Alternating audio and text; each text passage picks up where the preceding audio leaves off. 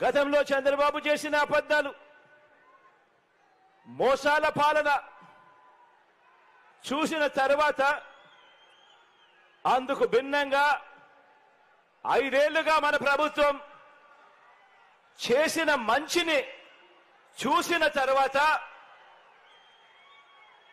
ప్రజా కంటకులు ఓడిన తర్వాత ఒక నరకాసురుడు, ఒక రావణుడు, ఒక దుర్యోధనుడు మరోసారి పైకి లేచి తాను మళ్ళీ సింహాసనం ఎక్కుతాను అనంటే ప్రజలు ఎలా ఒప్పుకోరో అలాగే నారావారి పాలన మళ్ళీ తీసుకువస్తామని ఎవరైనా అంటే ఒప్పుకోము అని చెప్పటానికి నంద్యాల నుంచి ఏలేరు వరకు, కుప్పం నుంచి ఇచ్చాపురం వరకు ప్రజలంతా కూడా సిద్ధంగా ఉన్నారు. ప్రజల రాజ్యాన్ని, ఇంటింటి అభివృద్ధిని, రైతు రాజ్యాన్ని, మహిళా పక్షపాత రాజ్యాన్ని, పిల్లల అభివృద్ధి రాజ్యాన్ని, అవ్వ తాతల సంక్షేమ రాజ్యాన్ని కూలగొడదామని 3 పార్టీలు కూటమిగా చూస్తా ఉన్నాయి. వీరికి తోడు పరోక్షంగా మరో జాతీయ పార్టీ కూడా వీరికి అదృశ్య హస్తంగా తోడుగా ఉంది. ఇటువైపున చూస్తే జగన్ ఒక్కడే ఒక్కడు, అటువైపున చూస్తే ఒక చంద్రబాబు, ఓ దత్తపుత్రుడు, వీరికి తోడు ఒక జాతీయ బీజేపీ అనే పార్టీ, పరోక్షంగా మరో కాంగ్రెస్ పార్టీ. వీరందరూ సరిపోరు అన్నట్టు ఓ ఈనాడు, ఆంధ్రజ్యోతి, ఓ టీవీ5 ఇంతమంది తోడేళ్లు ఏకమయ్యారు కేవలం ఒకే ఒక జగన్ను ఎదుర్కొనేదానికి, ఒకే ఒక మీ అన్నను, మీ బిడ్డను, మీ తమ్ముడిని ఎదుర్కొనేందుకు. వీరందరినీ కూడా అడ్డుకునేందుకు మీరంతా కూడా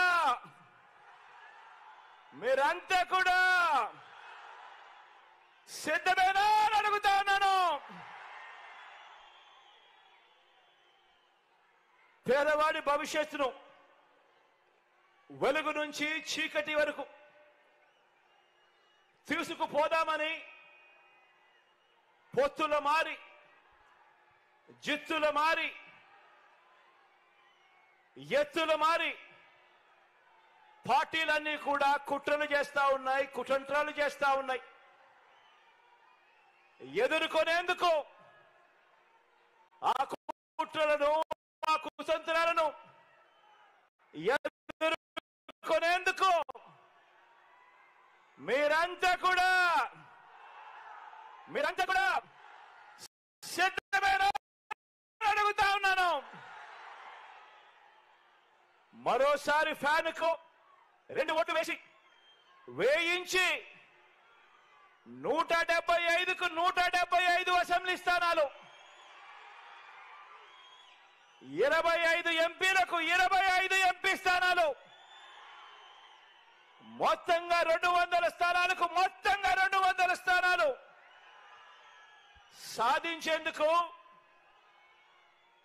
సాధించి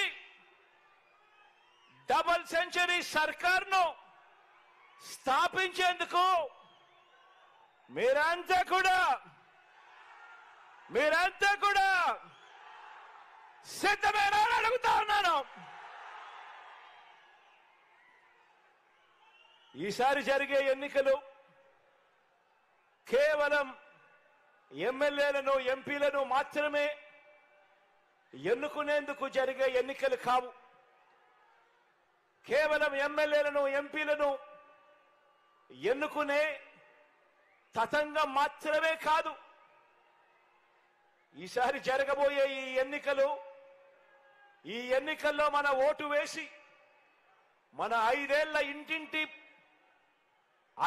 ఇంటింటి ప్రగతిని వచ్చే 5 సంవత్సరాలు కూడా, ఇప్పుడు జరిగిన మన ఇంటింటి ప్రగతిని వచ్చే 5 సంవత్సరాలు కూడా ముందుకు తీసుకువెళుతూ కొనసాగించాలనా లేక చంద్రబాబుకు ఓటేసి 10 సంవత్సరాలు వెనక్కు వెళ్ళాలా అన్నది ప్రతి ఒక్క కుటుంబం కూడా ఈ ఓటు ద్వారా బాగా ఆలోచన చేయాల్సిన సమయం వచ్చింది. ప్రతి ఇంట్లో ఉన్న ప్రతి ఒక్కరూ కూడా ఆలోచన చేయమని కోరుతా ఉన్నాను. అందరూ ఆలోచన చేయండి. గత ఎన్నికల్లో ఇతర పార్టీలకు ఓటు వేసిన వారు కూడా ఆలోచన చేయమని కోరుతా ఉన్నాను.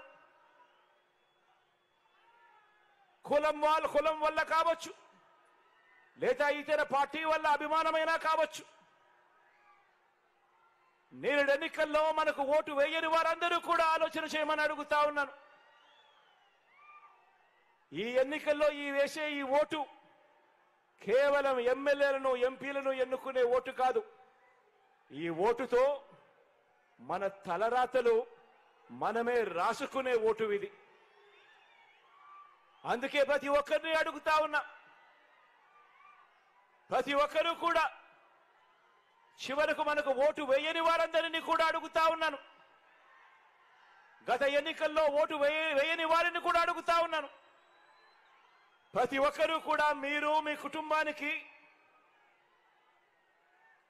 మీ కుటుంబానికి ఎవరి పాలనలో మంచి జరిగింది అన్నది ఆలోచన చేయమని కోరుతా ఉన్నా. ఓటు వేసే ముందు ఆలోచన చేయమని